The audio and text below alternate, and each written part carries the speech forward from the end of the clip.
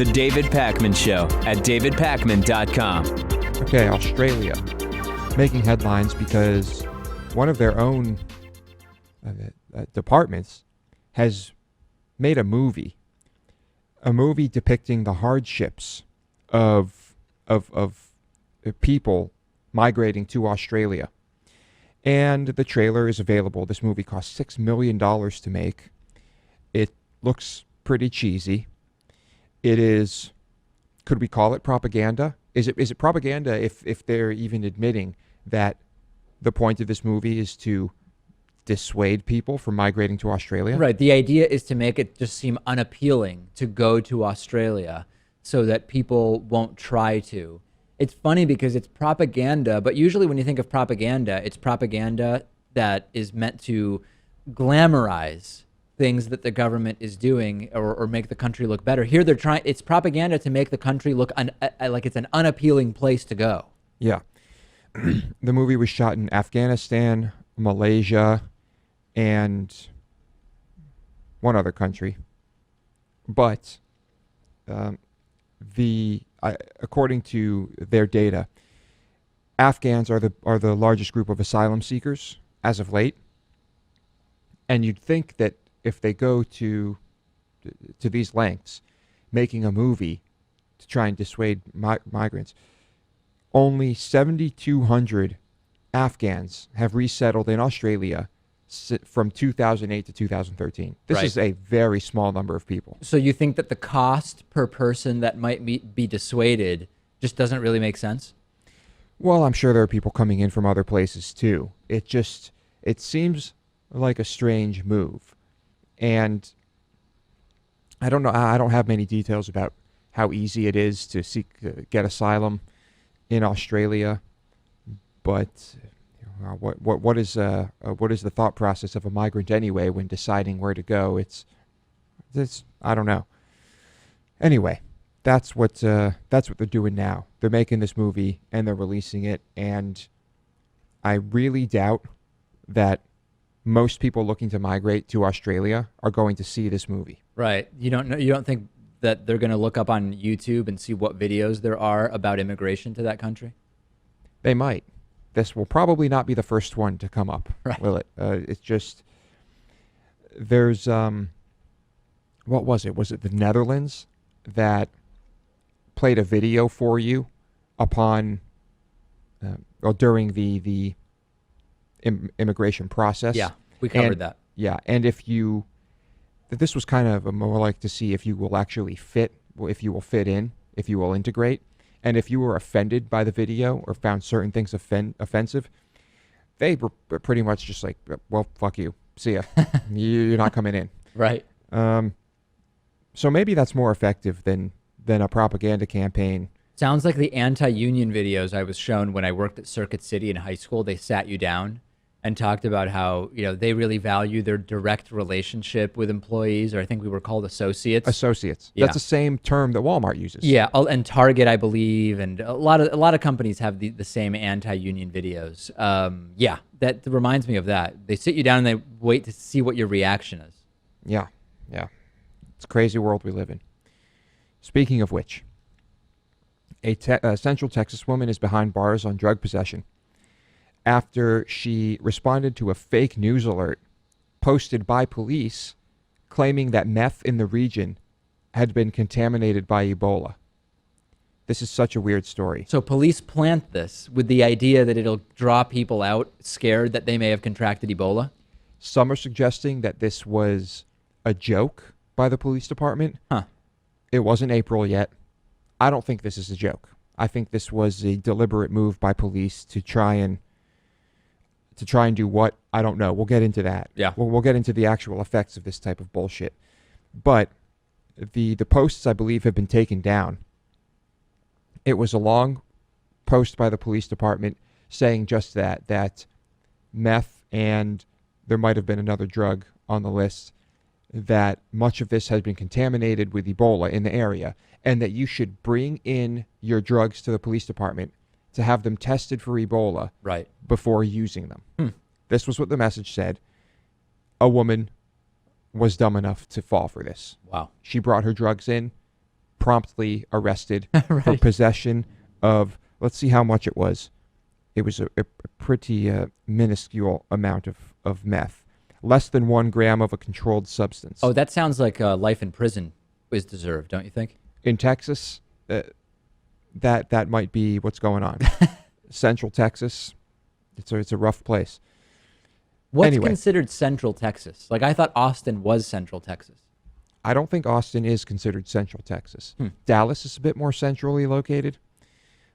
So, yeah.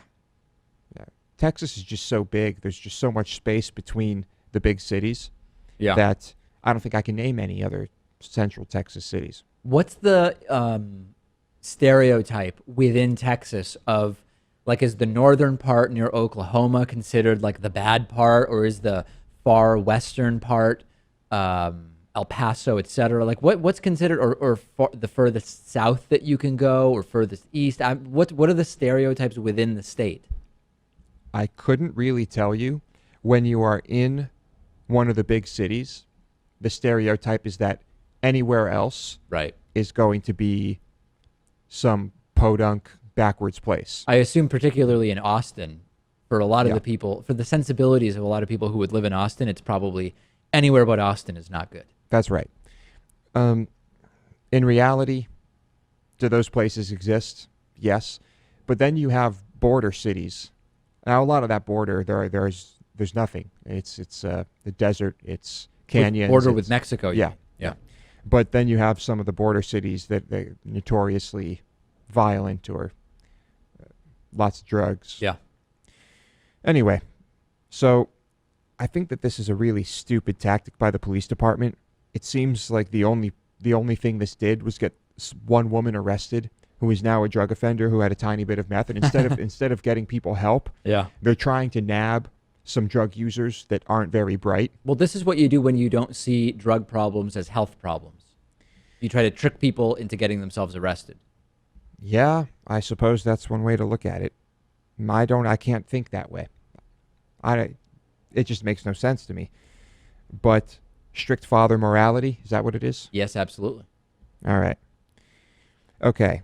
This article from the Tennessean is quite disturbing. A boy was being woken up by a family member to get ready for school. This is just, I remember being annoyed when my mom would wake me up for school. This is on another level. So the 16-year-old, after being annoyed with being woken up to go to school, just runs to a closet and pulls out a 9mm handgun. This article makes it seem as though we don't really know where the gun came from. It doesn't seem to have belonged to the family. Maybe it did. Maybe this kid just stashed a gun in the closet and hid it. And then just opened fire on the family. It just kind of went on a little shooting spree here. Ran to the closet, pulled out the handgun, and started firing. Bullets struck the teen's 67-year-old grandmother twice, and his 12-year-old sister and 6-year-old nephew were both grazed by gunfire. There was also a baby in the house, well, a 2-year-old, and luckily the 2-year-old was not hit. The teen also tried to shoot his 42-year-old mother in the center of the living room, but she ducked behind a couch and avoided being hit. Nice moves. The teen fled on foot, tossed the gun at a nearby apartment. Police recovered the handgun. They captured the teen walking near some railroad tracks. It is believed that everyone will survive. Investigators are trying to track where the gun came from. They have not released the boy's name.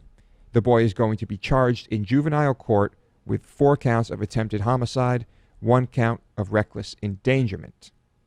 And I thought I was in a bad mood when I had to get up to go to school. I guess I guess there's been a spike in youth violence in this area. So we're going to talk about this on Friday, but I guess we can talk about it a bit now too. Should this be a juvenile case? I think so. I mean, again, we don't know where this gun came from. Some adult must have at some point been responsible for this gun. That's the adult that I think. Not necessarily. Well, I mean, at some point, who knows how long that could have been. This gun could have been circulating illegally for years and years, Sure, maybe but decades. at some point, an adult, had their name to this gun, and the gun was released into the black market. If It that's could the have been case. stolen from them. They could have been killed. It could have been taken off them. Yeah. It could have any number of things. Right. I do not want. This is one of those people that I don't want in society. No way. This Yeah, is but, not I a mean- person that can be rehabilitated. This is So you not want life in prison for this person? Yes. Yes. That It seems doesn't nuts. life in prison. No doubt. No doubt about it. I don't think David, almost it could anyone's be, going to agree with it could be a very nice Scandinavian prison. Oh, that's It could be very cushy, but you can't let this person into society. does not make sense to me. Okay, you're perfectly okay with someone who can this easily take a gun and try to kill his whole family. I be mean, in society. this kid could be suffering from PTSD. This could be somebody who was traumatized, grew up abused. We don't know the backstory. And to read So this a pill article, may just fix all of this. to a what? A pill may fix all of this. Well, I mean, that's taking a sort of simplistic view of medication, but I know think, a lot of I've looked into PTSD a lot. We've covered a lot of stories about PTSD. Usually, those people are turning the gun on themselves. It's much less common for PTSD to be a reason to try and kill your entire family, especially at the age of 16. I think there is no serious argument to be made that based on the reading of the article in the Tennessean, it would be logical to say this person should be in prison for life. I think that would be insane. I say prison. It might not have to be a prison, but this is a completely broken person. Yeah. And if it reaches the level that it reached in this story, I think regardless of what happened to them earlier in their lives, if they're able to do this, they're able to do it again. I think the audience is going to completely disagree with you. I think that any determination made about a 16-year-old spending their life in prison based on one news article with the sort of highlights of a shooting is a decision that lacks just about 99% of what we need to know about the circumstances. I certainly What would I'm not saying become- is that I don't even care what led this person to become a homicidal maniac. right. I don't care because that's what they are. And so I might feel bad for them Yeah. if it is revealed that they have suffered horrendous abuse, psychological trauma, or what have you. The fact of the matter is that they're still a homicidal maniac. All right. I predict anger from our viewers, although maybe somebody will write in and say they agree with you. Well, my recommendation to everyone is to post, if you're watching this and not listening to it, post on the YouTube video, because we see those posts, we can read them, or email us or whatever. Right. If I'm being too harsh, tell me. The David Pakman Show at davidpakman.com.